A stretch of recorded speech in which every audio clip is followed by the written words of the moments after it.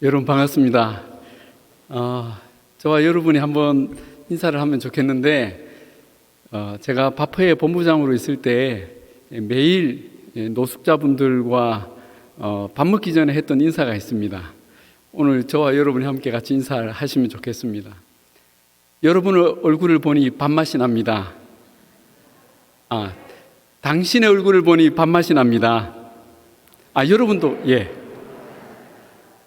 그 말씀 들으니 살맛이 나네요. 당신이 제 곁에 계셔서 제가 행복합니다. 아멘입니까? 예. 저도 여러분을 만나 뵈니 정말 행복합니다. 부족한 종을 이 귀한 교회 담임 목사로 청빙해 주셔서 제가 뭐라고 감사를 해야 할지 모르겠습니다. 우리 최은범 담임 목사님과 또 당회원 장로님들, 그리고 부산중앙교회 모든 성도님들께 감사하는 마음으로 제 모든 힘을 다해 교회를 섬기고 또 주님의 은혜를 전하는 삶을 살도록 하겠습니다. 저는 지난 12월에 12년간 섬겼던 다일교회를 사임했습니다. 돌아보면 정말 제 힘으로 결코 할 수 없었던 목회를 주님의 지혜와 도우심으로 감당할 수가 있었습니다. 그리고 떠나는 날 수많은 성도들의 눈물과 아쉬움, 또 감사와 소망의 찬양 가운데 작별할 수 있었던 것은 오로지 하나님의 은혜라고 밖에는 설명할 수가 없습니다. 저는 부산중앙교회에서 2000년 1월부터 9년 반을 부교육자로 일하는 복을 누렸습니다. 처음 4년은 이노균 목사님 밑에서 목회를 배웠고, 그 뒤 이제 5년 반은 최은범 담임 목사님께 목회를 배웠습니다. 그리고 여러분의 사랑도 참 많이 받았습니다. 이것이 제게 얼마나 큰 자산인지는 제가 담임 목회를 하면서 깨달을 수가 있었습니다. 막상 담임 목사가 되어 보니까 목회의 현실이 정말 제가 신학교에서 배웠던 것과는 달리 너무나 힘들고 험난했습니다. 그렇게 좋으신 담임 목사님을 모시고 목회를 배웠지만 부교육자 때는 전혀 느끼지 못했던 책임감과 중압감, 두려움이 날마다 현실로 다가왔습니다. 그때마다 최은범 목사님을 떠올렸는데, 최 목사님이 얼마나 위대하고 정말 존경스러웠는지 모릅니다. 세월이 흘러서 다일교회에서 12년 목회를 마치고 제가 다시 부산중앙교회 담임 목사로 오게 되리라고는 주님 외에 누가 알았겠습니까? 제가 22년 전 처음 부산중앙교회에 올 때 있었던 숨겨진 비화를 하나 말씀드릴까 합니다. 제가 처음 전도사로 일했던 그 영도의 남성교회를 떠나서 이제 새로운 사역지로 옮기려고 했을 때 제가 두 군데 이력서를 냈습니다. 한 군데는 좌천동의 한 교회였고 또 한 군데가 부산중앙교회였습니다. 근데 저는 솔직히 그 좌천동의 교회에서 불러주기를 원했습니다. 왜냐하면 저는 좀 서민적이고 또 수수한 교회가 저에게 맞다고 생각을 했습니다. 반면에 부산중앙교회는 그 당시 제게 너무 크고 화려한 교회였습니다. 제가 듣기로 부산중앙교회는 그 당시에 부산에서 최초로 엘리베이터를 설치한 교회였습니다. 그래서 다른 교회에서 구경을 오기도 했습니다.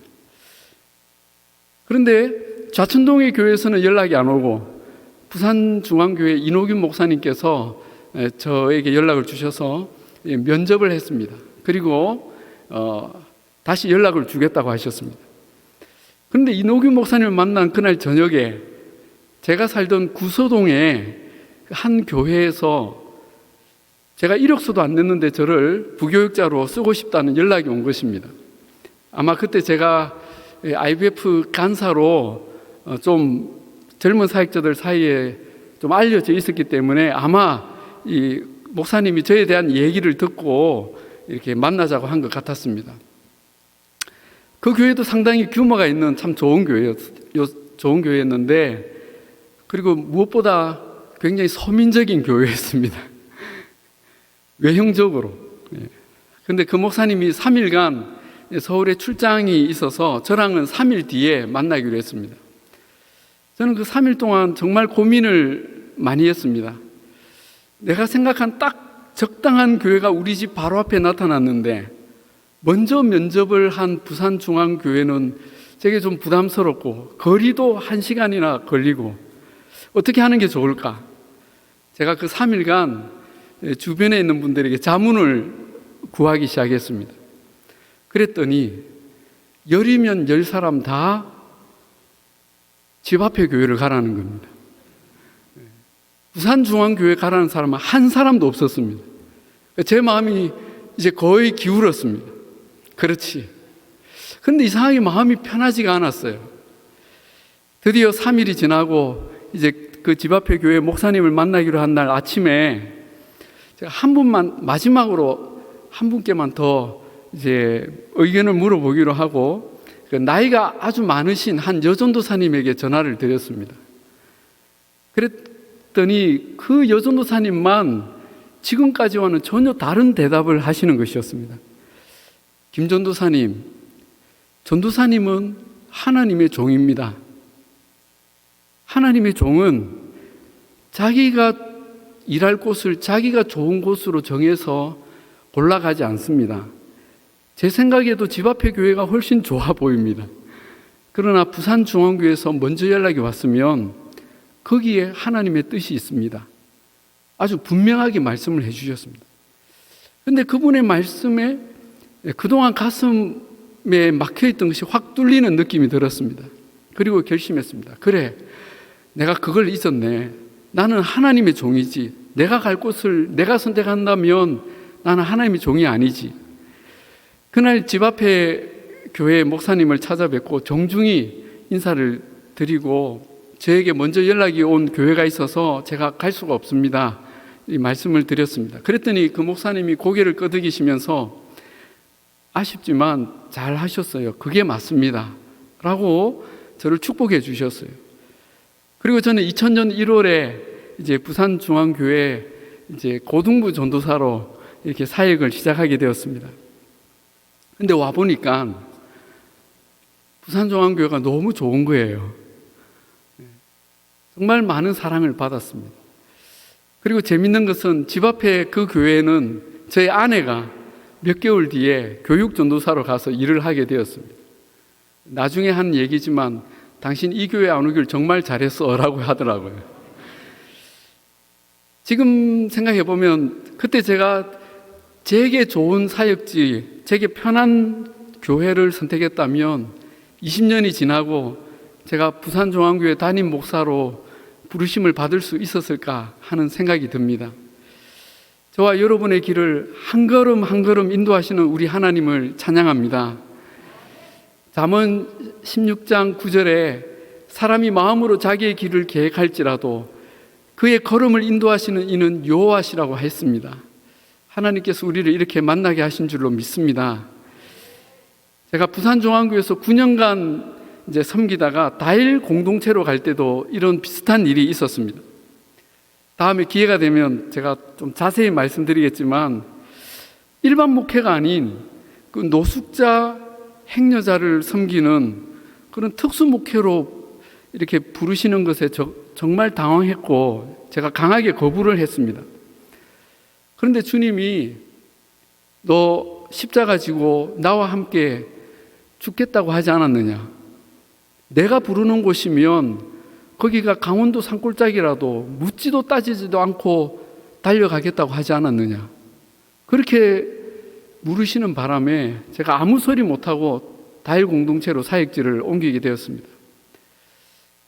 또 다일 공동체에서 바프 본부장으로 또 복지재단의 그 총괄 책임자로 한참 일하고 있을 때 주님은 저를 또 다일 교회의 담임 목사로 부르면서 또 똑같은 말씀을 하셨습니다. 사실 그 당시 다일 교회는 여러 가지 문제들로 굉장히 어려워졌고 많은 성도들이 교회를 떠나고 있었고 행정적으로, 재정적으로, 영적으로 거의 무너지고 있을 때였습니다.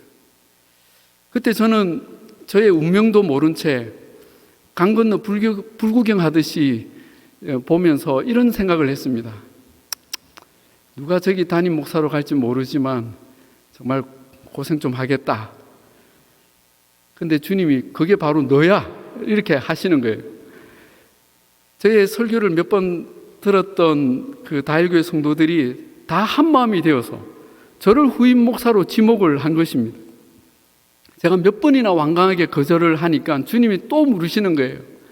너 내가 가라는 곳이면 묻지도 따지지도 않고 간다며. 지금 다일교회 성도들은 목자를 잃은 양처럼 다 흩어지고 나의 교회가 안팎으로 무너지는데 나는 네가 가서 너의 십자가를 지고 거기서 죽기를 원한다. 그러시는 거예요. 저는 더 이상 거부할 수가 없어서 사실 정말 안 될 줄 알고 그냥 순교하듯이 순종을 했는데 하나님은 저와 다일교회에 너무나 놀라운 은혜를 부어주기 시작하셨습니다. 떠났던 성도들이 돌아오고 영적으로 또 재정적으로 법적으로 모든 면에서 기적 같은 회복이 일어나고 몇 년 사이에 정말 아름다운 교회로 다시 일어서게 되었습니다. 제가 목회하면서 가장 큰 도움이 되었던 모델은 바로 부산중앙교회에서 배운 목회와 모범이었습니다. 특히 최은범 목사님을 통해 배운 제자훈련 목회는 다일교회를 정말 교회다운 교회로 성도다운 성도로 체질을 변화시킨 가장 큰 원동력이었습니다. 그런데 목회 10년 차가 되었을 때 이제 어느 정도 안정이 되고 이제 좀 마음이 자신감이 생겼을 때 주님은 저에게 또 한 번 죽음을 명하셨습니다. 교회 내규에 의해서 2년 뒤에 12년 사역을 끝으로 그 자리에서 내려오라는 것입니다. 물론 그 내규에 여러 가지 문제들이 많았습니다. 또 공의롭지 못한 압력들도 있었습니다. 대부분의 성도들은 그 내규를 반대했고 법을 고쳐서라도 저를 담임 목사로 계속 이렇게 붙들고 싶어 했습니다. 그런데 하나님께서는 저에게 너는 그 자리에 내려놓고 너와 교회의 미래를 나에게 맡겨라. 그렇게 하시는 거예요.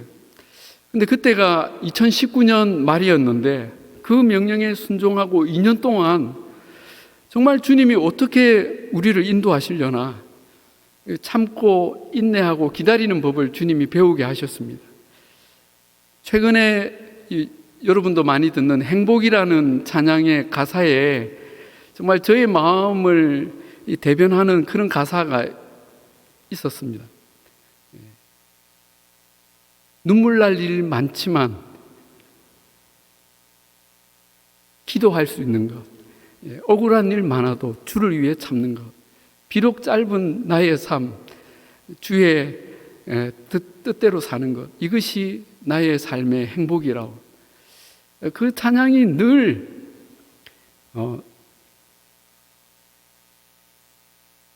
저의 고백처럼 이렇게 느껴졌습니다. 그렇게 2년이 지나는 가운데 정말 놀랍게도 지난 11월 부산중앙교회 공동의회를 통해서 부족한 저를 제6대 담임 목사로 이렇게 청빙해 주셨고 하나님의 뜻과 계획이 무엇인지를 모두가 보게 하셨습니다. 저는 다일교회 처음 부임할 때와 똑같이 지금도 저의 연약함을 너무나 잘 알고 또 깨닫고 있습니다. 그래서 사실은 저도 두렵고 또 떨리기만 합니다. 그러나 저를 어떤 자리에 보내시든지 저의 지혜와 능력이 아닌 하나님의 지혜와 능력으로 사역하게 하신 하나님을 믿기 때문에 두렵고 떨림으로 순종하면서 또 저의 십자가를 지고 제 생명을 드리겠다는 마음으로 여러분 앞에 섰습니다. 우리 다일교회 성도들은 저의 이런 과정과 결과를 지켜보면서 정말 하나님 살아계시구나, 하나님의 섭리와 일하심에 너무나 놀라워하고 또 경외심을 갖게 되었습니다. 또 많은 다일의 성도님들이 우리 최은범 담임 목사님과 부산중앙교회 성도님들에게 너무나 큰 존경과 또 부러움의 마음을 갖고 있습니다. 다들 휴가 때 이제 부산으로 내려오겠다고 난립니다. 아마 올해 여름부터 서울에서 다일교회 성도들이 간간히 방문하시더라도 따뜻하게 이렇게 맞아주시면 감사하겠습니다. 오늘 저는 사랑하는 부산중앙교회 신년 재직 세미나로 여러분 앞에 섰습니다. 담임 목사님께서 앞으로 제가 부임하면 어떤 목회 방향과 비전으로 교회를 섬길 것인지 이렇게 나누면 좋겠다고 말씀하셨습니다. 감히 제가 목회 대선배이신 최 목사님 앞에서 저의 목회 방향과 비전을 나눈다는 것이 정말 주제넘는 일인 줄 알지만 한 성령께서 우리 안에 같은 꿈을 꾸게 하시고 같은 비전을 향해 달려가게 하시도록 이끌어 주실 것을 믿기 때문에 하나님께서 제게 이 부산중앙교회로 부르시면서 주셨던 마음들을 오늘 잠깐 나눌까 합니다. 먼저 말씀 한 군데를 보겠습니다. 우리 자막이 나옵니까? 네, 감사합니다. 마태복음 28장 18절에서 20절인데 우리가 잘 아시는 말씀이죠. 우리 또 제자훈련 하면서 암송해야 되는 말씀이기도 하죠. 저와 여러분이 함께 같이 읽도록 하겠습니다. 시작. 예수께서 나와 말씀하여 이르시되 하늘과 땅의 모든 권세를 내게 주셨으니 그러므로 너희는 가서 모든 민족을 제자로 삼아 아버지와 아들과 성령의 이름으로 세례를 베풀고 내가 너희에게 분부한 모든 것을 가르쳐 지키게 하라. 볼지어다 내가 세상 끝날까지 너희와 항상 함께 있으리라 하시니라. 아멘. 우리가 잘 아는 예수님께서 지상명령으로 주신 교회의 사명입니다. 이 말씀에서 우리는 세 가지 중요한 초점을 발견하게 되는데 첫째는 하나님입니다. 특별히 아버지와 아들과 성령 하나님을 모두 가리킵니다. 그 하나님께서 세상 끝날까지 우리와 항상 함께 있을 것이라고 하십니다. 우리가 무엇을 할 것인가? 교회가 무엇을 해야 하나? 사명을 생각할 때 하나님과 이 관계가 가장 중요합니다. 두 번째 초점은 너희입니다. 다시 말하면 예수님의 제자들, 교회입니다. 이 교회는 단순한 모임이나 조직이 아니라 하늘과 땅의 모든 권세를 가진 예수님을 머리로 하여 자신과 같은 제자들을 계속해서 만들어내는 유기체, 생명체입니다. 세 번째 초점은 세상입니다. 예수님은 너희는 세상으로 가라 하십니다. 어디까지 갑니까? 모든 민족에게, 그렇죠. 땅끝까지 가서 그들에게 세례를 베풀라 하십니다. 하나님의 관심과 목적은 세상에 있습니다. 교회가 이 초점을 잃어버릴 때 더 이상 존재 이유가 없어지는 것입니다. 따라서 우리 부산중앙교회도 앞으로 이 세 가지 초점에 기반한 비전과 꿈을 가지고 달려갈 것입니다. 물론 지금까지 우리 교회가 이 부분에서 너무나 훌륭하게 잘 사역을 해왔습니다. 그렇기 때문에 앞으로가 더 기대가 되고 소망이 넘칩니다. 아멘입니까? 예. 첫 번째는 하나님을 뜨겁게 만나라. 우리 한번 따라 할까요? 하나님을 뜨겁게 만나라. 예. 우리의 모든 사역과 비전은 여기에서 시작이 됩니다. 하나님과 우리의 관계는 마치 우리가 존재하고 사역할 수 있는 그런 생명줄과 같습니다. 그래서 우리는 하나님이 우리 안에, 또 우리가 하나님 안에 거하는 일, 하나님을 중심에 모시는 일을 가장 기쁘게 또 가장 소중하게 여기고 여기에 모든 열심을 다해야 합니다. 저는 목회자로서 우리 부산중앙교회 성도님들이 하나님을 뜨겁게 만나고 또 은혜를 뜨겁게 체험하는 일에 최선을 다해서 섬기려고 합니다. 이를 위한 구체적인 사역 내용은 크게 공동체적 예배와 개인 영성 그리고 기도 운동으로 나눌 수가 있는데 첫 번째 공동체적 예배입니다. 예배는 우리가 하나님을 가장 뜨겁게 만날 수 있는 좋은 기회입니다. 이 예배를 위해 저는 특별히 두 가지 부분에 집중하려고 합니다. 첫 번째는 설교입니다. 설교는 하나님의 말씀이 선포되는 시간입니다.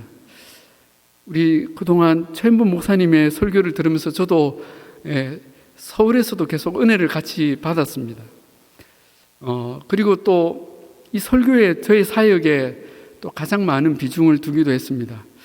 저는 가급적 하나님의 말씀을 그대로 선포한다라는 마음으로 설교자의 의도를 될 수 있으면 좀 배제하기 위해서 성경 66권 중에 한 권씩을 택해서 권별 강해 설교를 이어가려고 합니다.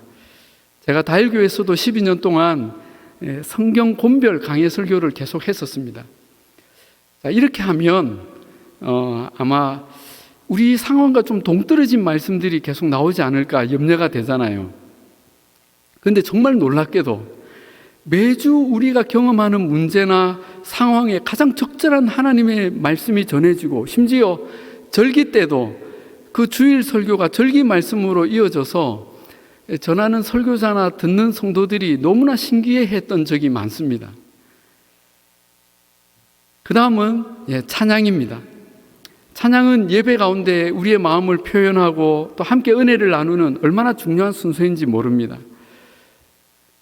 부산중앙교회는 특별히 찬양대를 통한 굉장히 수준 높은 클래식 찬양의 은혜가 있습니다. 얼마나 귀한지 모릅니다. 저는 계속 우리의 찬양들을 이렇게 격려하고 또 세워갈 마음입니다.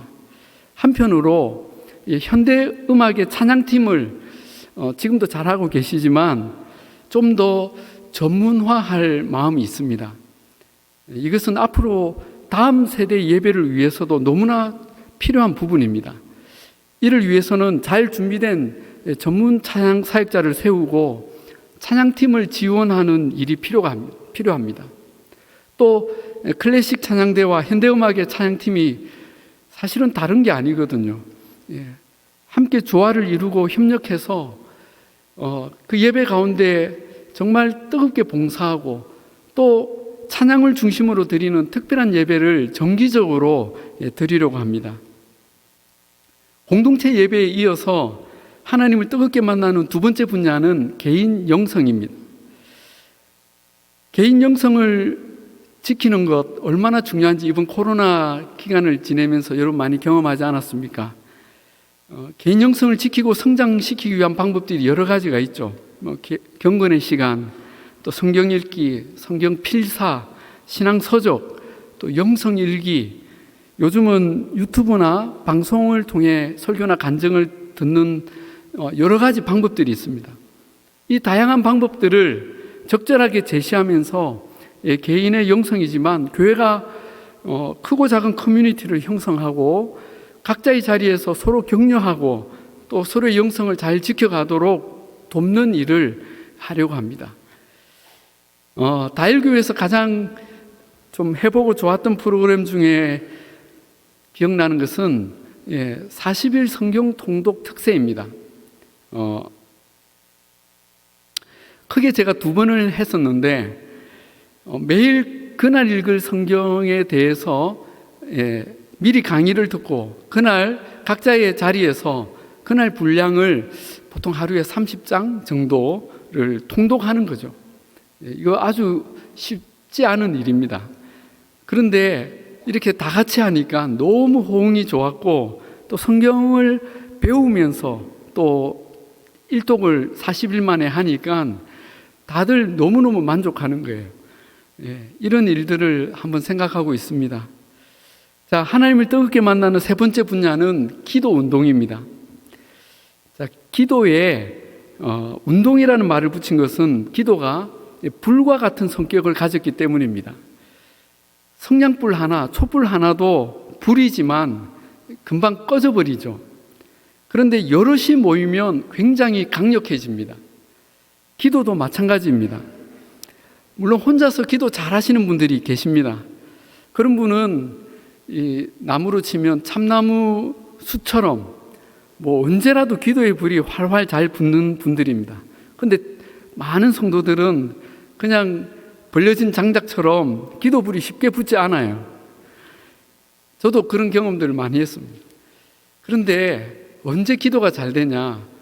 같이 모이니까 잘 되더라고요. 그 중에 숯불 같은 분들이 몇 분이 계시면 더 불이 잘 붙고 오래오래 잘 타더라고요. 이것이 기도 운동의 원리입니다. 따라서 새벽 기도회, 수요 기도회, 화요 기도 모임 등의 기도의 불, 성령의 불을 한번 제대로 붙여보려고 합니다. 제가 부목사로 있을 때 수요 기도에 인도했던 거 혹시 여러분 기억하시는 분 계십니까? 제가 막 빨간 양복도 입고 흰 양복도 입고 인도도 하고 그랬었는데 저의 흑역사였습니다. 네, 지금 우리 부산중앙교회 부목사님들 수요기도 인도하는 걸 제가 영상으로 보면서 와, 너무 잘 하시더라고요. 저는 우리 교회 기도에 저력이 있다고 믿습니다. 우리 그 불을 한번 붙여 보십시다.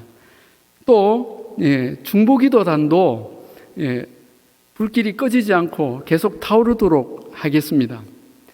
중보기도단 처음 세울 때 제가 그때 담당했던 부교육자였거든요. 그때 문수미 권사님께서 초대 단장이셨는데 제가 다일교회 가서도 이 중보기도단을 만들었고 그 중보기도의 능력을 정말 많이 경험했습니다. 코로나 기간 중에 제일 활발한 그 기관이 중보기도단이에요. 그래서 매일 기도 제목이 올라오고 나눠지고 중보기도단들이 기도하고 그렇게 했습니다.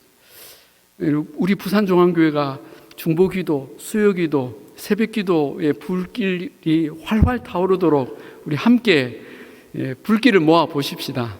아멘. 자, 여기까지 하나님을 뜨겁게 만나라 한 만나라 한 첫 번째 큰 주제인데, 두 번째 큰 주제는 건강한 교회로 성장하라입니다.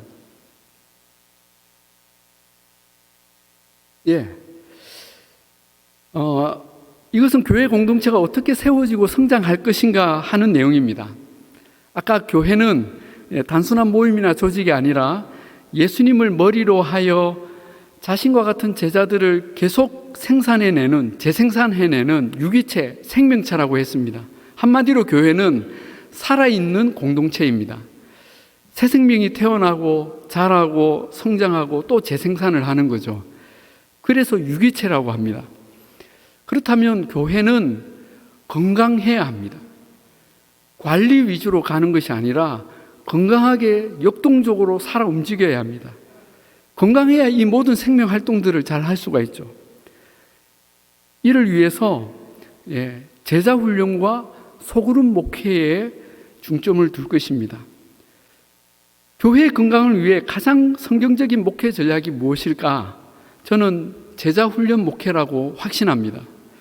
여러분께서도 지난 19년간 최현범 목사님을 통해 경험했고, 저도 경험했고, 또 다일교회에서도 이 제자훈련 목회를 적용해서 너무나 많은 열매들을 거두었습니다. 감사하게도 2015년도에 10월달 그 국제제자훈련원의 디사이플지에 바포교회도 제자훈련을 한다 해가지고 특집으로 거의 10페이지에 걸쳐서 다일교회 제자훈련이 소개되기도 했습니다. 저는 부산중앙교회가 건강한 교회로 계속 성장하도록 무엇보다 이 제자훈련과 소그룹 목회를 계승하고 발전시켜 나갈 것입니다. 아마 혹시라도 여러분 중에 이런 생각을 구태의연하다, 좀 뭔가 신선함이 없다, 이렇게 생각하는 분이 계시지 않기를 바랍니다. 만약 담임 목사가 부임을 해서 지금까지 제자훈련 목회를 부정하고 저는 이 제자훈련 말고 새로운 목회 전략을 접목할 것입니다 하면서 구역 제도로 회귀하거나 전도 집회나 행사 중심, 목회자 중심의 목회로 바꾼다면 얼마나 혼란이 크겠습니까? 모든 리더들 다 다시 교육받아야 하고 새로 임명되고 조직도 다 다시 바꿔야 합니다. 그러나 우리 교회는 그럴 일이 없을 것입니다. 제자훈련 목회는 우리 교회가 증명해온 건강한 교회로 성장하는 가장 소중한 존재 방식이고 전략이기 때문에 계속 개성하고 발전할 것입니다. 물론 쉬운 일은 아닙니다.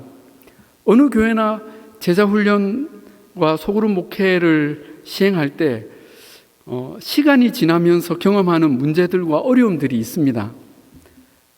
리더들을 계속 격려하고 재교육하고 또 정체된 목장이나 위기 목장을 관리하면서 계속 팔로우하는 일은 굉장히 많은 에너지가 필요합니다. 이것은 우리가 건강 관리를 위해 나이가 들수록 더 꾸준히 운동하고 병원에서 검진받고 문제가 생겼을 때 적절히 처방을 받듯이 교회도 마찬가지입니다. 건강한 공동체를 위해서 힘들지만 더 에너지를 쏟아붓고 노력하고 전문적인 그런 지원을 받아서 대처해 나가야 하는 부분들입니다. 자, 제자훈련 목회에 이어서 두 번째 건강한 교회를 위해 집중해야 하는 것은 다음 세대와 청년을 살리는 사역입니다. 다음 세대와 청년. 자, 이 부분은 제가 참 할 말이 많습니다. 지금 한국 교회의 다음 세대가 사라지고 있다는 심각한 보고를 여러분 가끔 듣지 않습니까? 출산율 저하와 교회의 쇠퇴가 이렇게 함께 맞물리고 그러면서 주일학교도 쇠퇴 일로에 있습니다. 어쩌면 우리 시대에 주일학교가 몰락하는 것을 지켜보게 될지도 모른다는 절망적인 예견을 하시는 분들도 있습니다. 2017년도에 그 예장합동교단에서 2000개 교회 1만 명이 넘는 목회자와 성도, 학생들을 대상으로 대규모의 설문조사를 한 적이 있었습니다. 여러분, 10,000명을 대상으로 한다는 것은 정말 엄청난 설문조사였죠. 그런데 이 설문조사 결과 이 설문에 응한 교회들 가운데 무려 30%가 주일학교가 아예 없다는 겁니다. 이유는 주일학교 학생이 한 명도 없기 때문입니다. 주일학교 학생 한두 명만 있어도 주일학교가 있는 교회로 이 70% 빨간색으로 표현된 70% 교회에 포함을 했는데도 이런 결과가 나왔습니다.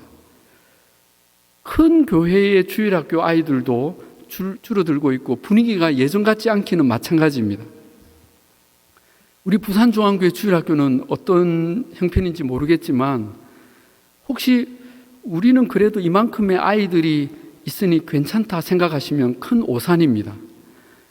더 심각한 것은 최근 2년간 코로나 팬데믹을 겪으면서 지금 현재 전국의 주일학교가 얼마나 더 무너졌는지 정확히 파악조차 되지 않고 있다는 사실입니다. 우리는 20, 30년 후에 한국의 교회가 유럽의 교회들처럼 텅 빈 박물관이 되지 않도록 더 늦기 전에 특단의 대책을 세워야 합니다.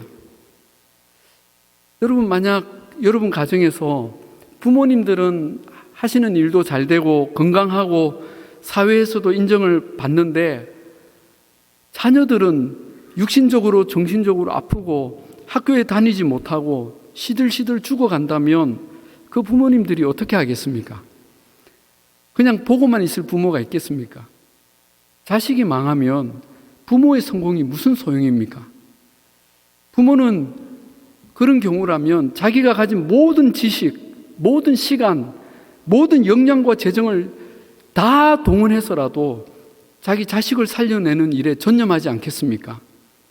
자식을 살릴 수만 있다면 좋다는 데를 다 찾아다니고 좋다는 걸 다 구해 먹이지 않겠습니까?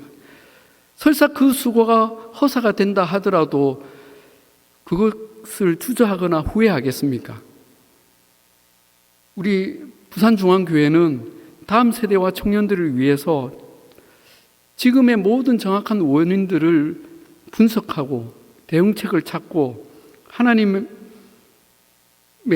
그 사역을 계속 다음 세대까지 이어가기 위해 아이들 눈높이에서 그 교육의 전문성을 높이고 모든 지원과 투자를 아끼지 않아야 합니다.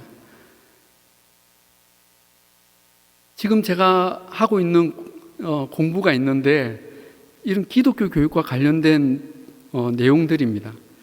이것은 단순히 우리 교회 자녀를 살리는 차원을 넘어서 이 지역사회와 한국교회의 미래를 위해서 후회하지 않을 마땅한 헌신이라고 생각합니다. 이것을 위해서 교육위원회를 좀 더 활성화하고 사역자의 전문성을 높이고 또 청년들을 위해서 IVF나 CCC, 예수전도단 같은 대학 선교단체들을 지원하고 그들과 협력하고 우리 다음 세대를 살리는 모든 방법을 강구해야 합니다. 제가 IVF 간사를 했던 경험과 인맥을 동원해서라도 우리 청년 사역을 지원할 마음이 있습니다. 그리고 여기서 중요한 것이 있는데 바로 청소년과 청년들을 위한 문화 사역입니다. 오늘날 우리 청소년 청년들은 그 어느 때보다 문화의 세대입니다. 그들이 듣는 음악이 있고 그들이 보는 영상이 있고 드라마가 있고 먹고 마시고 노는 문화가 있습니다. 여러분, 이것을 절대 무시하면 안 됩니다. 이걸 무시하면 그때부터 우리 세대는 꼰대가 되고 영영 그들을 잃어버립니다. 돌아보면 모든 세대가 우리 때도 청년 때 그런 문화가 있었습니다. 그런데 지금 세상은 이 젊은이들을 사로잡기 위해서 엄청난 문화적 투자와 공약을 합니다. 이런 일에 대기업들이 막대한 돈을 쏟아붓습니다. 왜냐하면 결국 문화가 그들을 먹여 살리는 시장이 되거든요. 그렇다면 교회는 이런 젊은이들을 위해서 어떤 문화적 투자를 하고 있을까요? 죄송하지만 거의 없습니다. 그냥 세상 문화에 우리 아이들, 젊은이들을 다 빼앗기는 것을 보는 경우가 많습니다. 그래도 그 중에서 은혜를 받고 또 깨어난 청년들, 재능과 비전을 가진 청년들이 기독교적 문화로 이 시대 가운데 섬기려 하고 문화 전문 사역을 하려고 애를 씁니다. 그런데 이들을 지원하고 도와주는 교회는 극히 일부입니다. 우리 청년들에게는 총알이 없고 무대가 없습니다. 저에게는 하나님이 주신 꿈이 있습니다.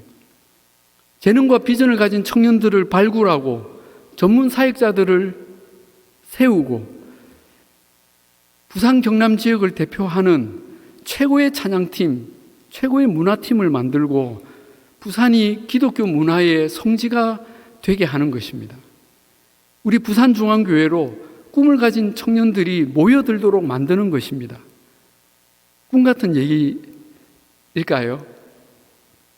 제가 고등부 전도사 때 그때 우리 고등부 학생들이 지금 뮤지컬 배우로 기독교 애니메이션 작가로 또 재즈 기타리스트로 또 영상 제작 전문가로 또 성악가로 세상에서 인정받는 무대에서 활약하고 있는 것을 저는 지금 보고 있습니다. 여러분, 이런 젊은이들이 설 수 있는 넓은 무대가 교회 안에 있어야 합니다. 다일교회 청년 중에 한예종 대학원 그 뮤지컬 작곡과에서 전 학년 모든 과목 올 A를 받고 전액 장학금으로 공부한 한 자매가 있습니다. 신앙도 너무 좋아요. 이 자매가 학생일 때 쓴 판이라고 하는 뮤지컬 곡이 있는데 학생의 작품을 CJ가 사서 상업 무대에 올려서 몇 년째 공연을 하고 있습니다. 졸업 후에는 이 자매의 새로운 작품들이 대학로 극장에서 지금도 계속 상영되고 있습니다. 공연이 되고 있습니다. 그리고 지금은 중앙대 공연예술 영상학과에서 강의도 하고 있는데 얼마 전에 이 자매가 저에게 이런 말을 했어요. 목사님, 부산대학교에 뮤지컬과가 생긴대요. 저 부산대 뮤지컬과 교수로 가려고 기도하고 있습니다. 그래서 지금 박사학위 준비 중이에요. 이 자매는 제가 부산 중앙교회 가는 걸 몰랐어요. 제가 말했습니다. 윤솔 자매, 내가 부산 중앙교회 담임 목사로 가게 됐어. 자매가 부산에 오면 우리 교회에서 분명 할 일이 있을 거야.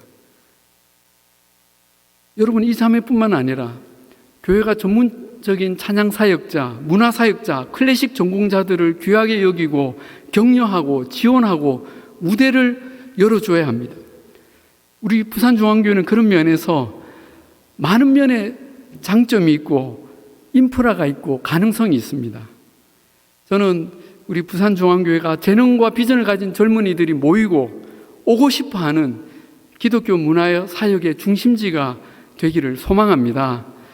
하나님께서 반드시 부산에서 다음 세대를 위한 놀라운 일을 행하실 것을 저는 믿습니다. 자, 건강한 교회를 세우기 위해 또 하나 중요한 것은 가정입니다. 성도들의 가정은 교회를 구성하는 가장 중요한 기초입니다. 성도 개인의 영성과 신앙생활은 가정 안에서 부부관계, 부모-자녀 관계와 직결이 되어 있습니다. 그렇게 사탄은 이 가정을 가장 집중적으로 공격하고 파괴하려고 합니다. 아무리 중직자의 가정도, 목회자의 가정도 이 공격을 받지 않은 가정이 없습니다. 이건 마치 영적 전쟁입니다. 그래서 우리는 이 가정을 살리고 건강하게 회복시키는 일에 깊은 관심을 가져야 합니다. 기회가 되었을 때에 결혼 예비 학교, 아버지 학교를 개설하고 성년 축복식, 세대 통합 예배, 가정 예배 드리기 운동 등을 시작하려고 합니다. 교구 목회자들의 신방사역과 목장 모임을 통해 가정의 상황들을 항상 돌아보고, 지금도 너무 잘하고 계시죠. 문제 있는 가정에 대해서 적극적인 도움과 상담을 지원할 것입니다. 또 필요하다면 전문적인 상담 자격 교육자를 두어서 위기 청소년 문제, 가족 갈등, 이혼 위기, 자살 문제 등 심각한 가정 문제를 실제적으로 돕도록 할 것입니다. 또한 노인 성도님들, 어르신들을 위한 사역도 교회가 관심을 가져야 하는 중요한 부분입니다. 부산은 전국 7대 광역시 가운데 전체 인구 20%의 노년층이 가장 빠르게 도달한 도시입니다. 그런데 감사하게도 우리 부산중앙교회는 오래전부터 실버대학을 개설해서 이미 훌륭하게 이 사역을 선도적으로 잘 섬겨오고 있습니다. 앞으로도 실버대학을 비롯해서 노년 성도들을 실제적으로 돕는 여러 가지 프로그램들을 계속 개발하고 실시할 생각입니다. 제가 생각하는 가정과 교회는 어느 세대에게나 교회 같은 가정, 또 가정 같은 교회입니다.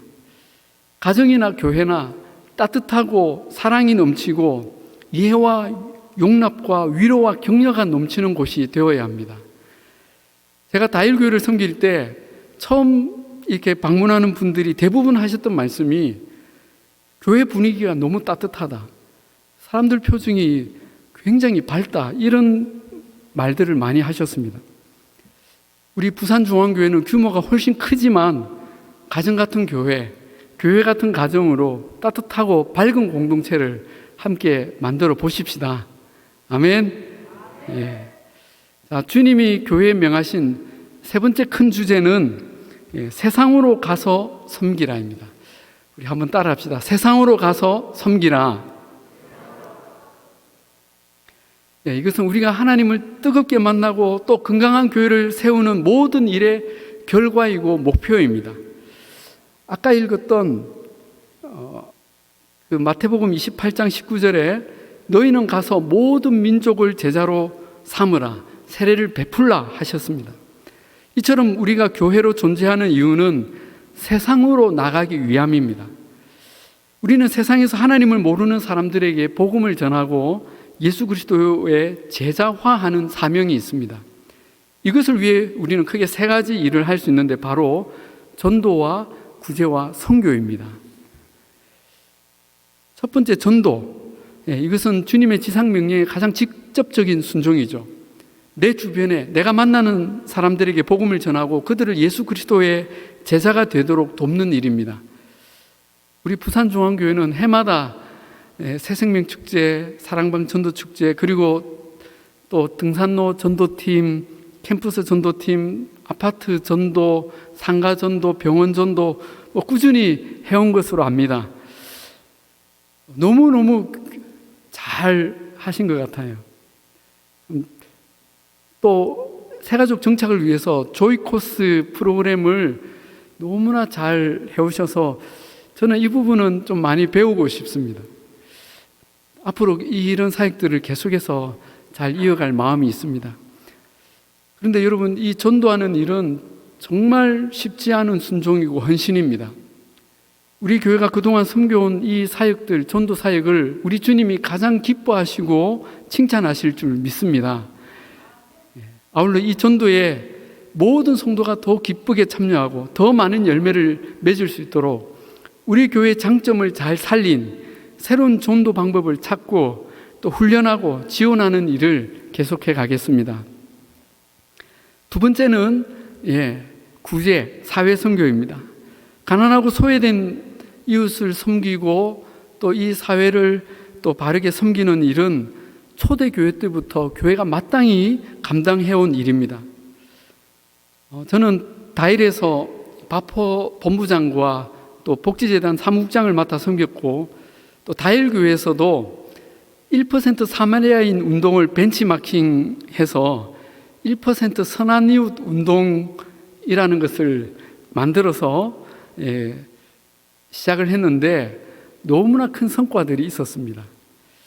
또 교회가 비영리 사단법인을 만들어서 부모님들에게 버림받은 그 아이들을 위한 2개의 아동 그룹홈을 섬겼고, 그리고 청소년 무료 급식 사역을 운영하기도 했습니다. 저는 1% 사마리안 운동이라는 이 제목에서 가장 마음에 드는 글자가 1%입니다. 우리가 구제 사역이나 사회 선교를 너무 대단한 일로 생각하면 할 수 있는 것이 없고 영영 못합니다. 그러나 지금부터, 여기부터, 작은 것부터, 할 수 있는 것부터, 나부터 시작하면 오병이어의 기적이 일어납니다. 누구나 할 수 있기 때문에 우리 한번 따라할까요? 지금부터, 여기부터, 작은 것부터, 할 수 있는 것부터, 나부터. 아멘. 우리 그렇게 계속해서 이 귀한 사역들을 이어가십시다. 그리고 또 지자체의 복지행정기관과 협력해서 소외된 이웃을 공식적으로 돕는 길도 모색하고 또 확대해 가도록 하겠습니다. 자, 마지막으로 해외 선교입니다. 이것은 특별한 문화권의 사람들에게 찾아가서 복음을 전하는 선교를 가리킵니다. 여러분, 이것은 너무나 중요한 교회 사명입니다. 왜냐하면 이 땅의 모든 민족이 복음을 듣고 구원을 받기를 우리 주님이 너무나 원하시기 때문입니다. 그런데 이 귀중한 일을 주님이 천사도 아니고 우리에게 맡기셨습니다. 많은 분들이 선교를 선교사가 하는 일로 특별한 헌신을 하신 특별한 소명으로 생각하는 분들이 많습니다. 그러나 성경 어디에도 선교사만 선교한다는 말이 없습니다. 우리는 가든지 보내든지, 그리고 보내는 것으로 우리의 일을 다 했다고 생각하면 안 됩니다. 우리는 2개월 이내에 단기로 가든지 2개월 이상 중기로 가든지 아니면 2년 이상 장기로 가든지, 또 국내에 들어와 있는 외국인에게 전하든지 해외 미전도 종족에게 가든지, 우리는 누구도 예외 없이 우리 일생의 한 부분을 이 선교라는 과업에 우리는 바칠 각오를 해야 합니다. 전혀 다른 사람의 이야기가 아니라 나의 이야기라고 생각하고 우리가 하나님께 기도하며 이 일에 동참하려는 자세를 가져야 합니다.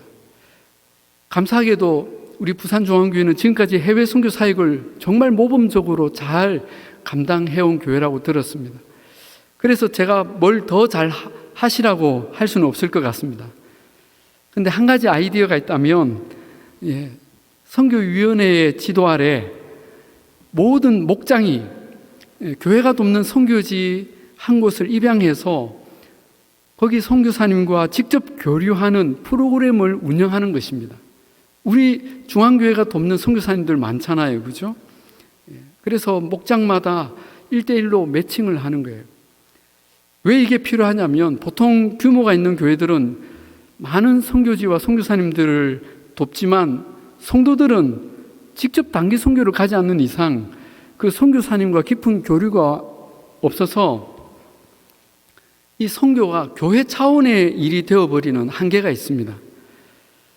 그러나 이 A라는 선교지와 선교사님을 한 개 내지 여러 개의 목장이 입양하고 그 선교사님과 선교지를 위해 그 목장이 계속 기도하고, 모든 나라를 위해 기도하기보다 캄보디아나 네팔을 위해, 우즈베키스탄을 위해 특별히 기도한다면 훨씬 집중적이잖아요.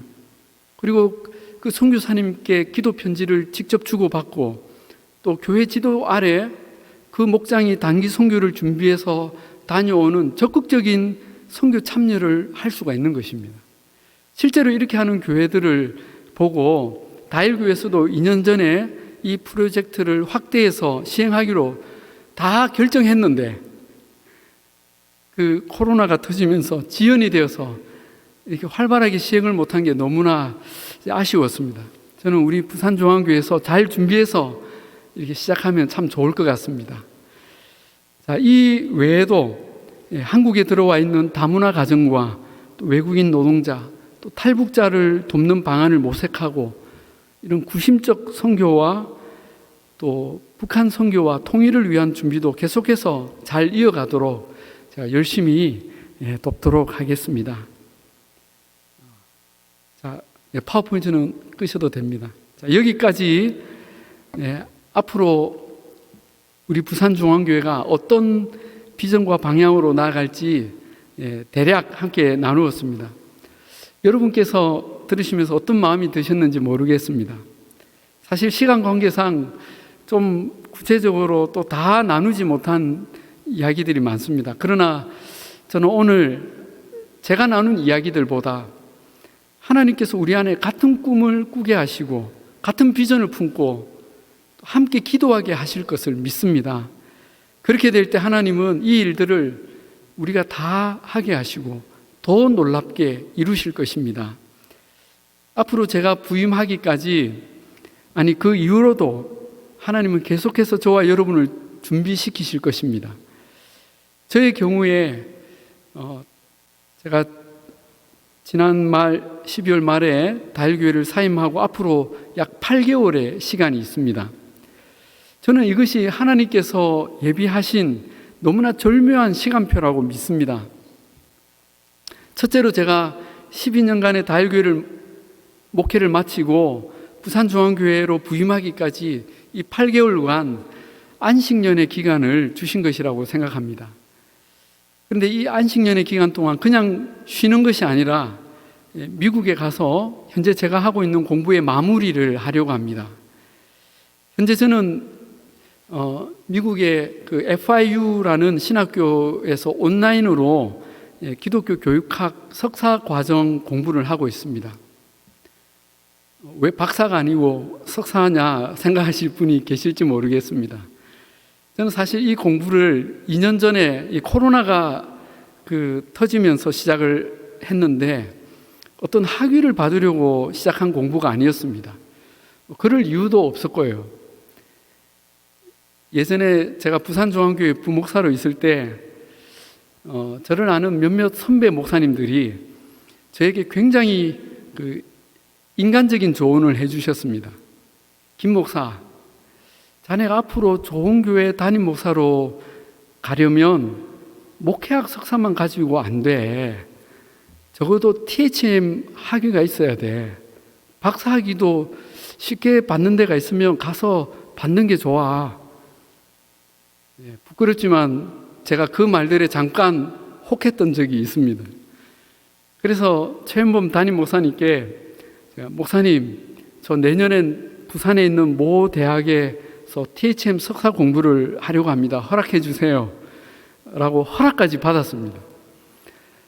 그런데 그 해가 가기 전에 제가 하나님께 큰 은혜를 받는 경험이 있었는데, 그때 제 중심을 돌아보면서 회개를 했습니다.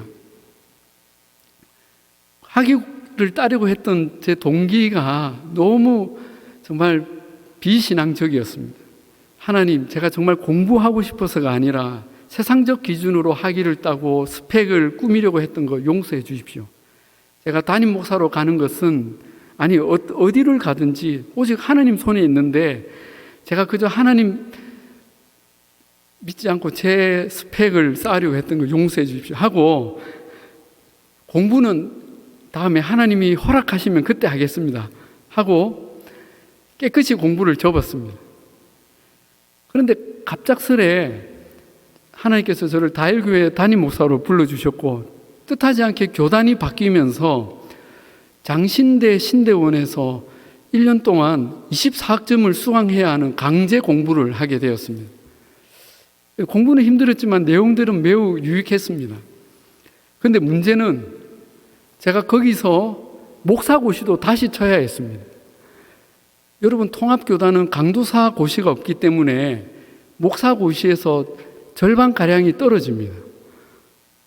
제가 목회하랴 목사고시 준비하랴 정말 힘들었습니다.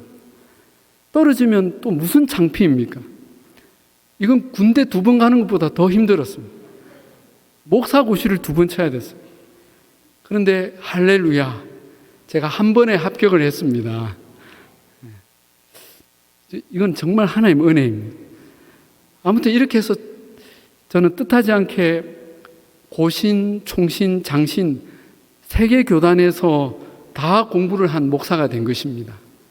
이런 걸 두고 신학계에 그랜드 슬램을 달성했다 말합니다. 그때 저는 이제 내 인생에서 공부는 끝났다 생각을 했습니다. 근데 목회를 해보니까 목회의 대부분이 다 교육과 밀접한 관계가 있다는 것을 점점 느끼게 되었습니다.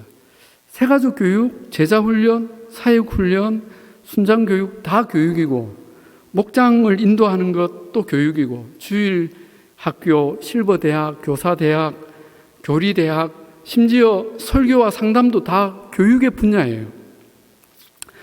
제가 대학 때 고신대학교에서 기독교 교육학을 공부했었거든요. 근데 목사가 되고 나니까 이 기독교 교육에 좀 더 업그레이드된 공부가 필요하다는 생각을 종종 했었는데, 마침 코로나가 터지면서 온라인으로 공부하는 미국의 좋은 학교를 알게 되었고, 그때 기독교 교육학 석사 과정을 시작해서 지금 이제 마지막 과정을 앞두고 있습니다. 근데 너무 감사한 것은 지금까지 공부했던 과목들이 앞으로의 목회에 너무나 제 시각을 열어주고 또 전문적인 또 실제적인 도움을 주는 것들입니다.